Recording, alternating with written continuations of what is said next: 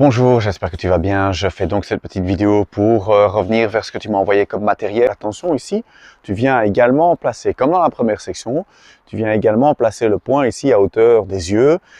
On vient dans ce qu'on appelle le back fist ici, mais il a plusieurs possibilités avec ce mouvement, il y a plusieurs possibilités.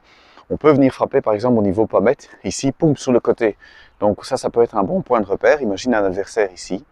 Je montrerai dans la série de vidéos application qui va sortir en septembre, ce mouvement légendaire d'un des films de Bruce Lee où il fait ce back fist. Et donc tu vois qu'on vient vraiment chercher le visage ici. Donc la clôture, ça c'est spécifique à la forme yang ici, du courant que j'ai reçu et que j'enseigne. On garde beaucoup les coudes à hauteur des épaules. C'est une application, c'est un principe pédagogique qui permet de dégager les poumons et de travailler sur la respiration.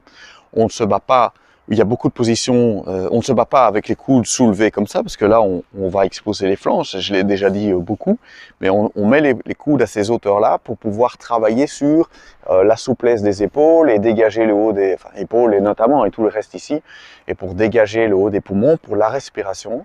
C'est pour ça qu'on travaille avec les coudes très fortement levés et à hauteur des épaules, ça c'est le point de repère, les coudes à hauteur des épaules. Ça étire notamment ici le triceps, ça étire le haut du dos, donc ça c'est vraiment très intéressant. Après, dans les applications combatives, on ferme les coudes comme ça. Quand on se bat, on a plutôt une tendance à garder les coudes vers soi.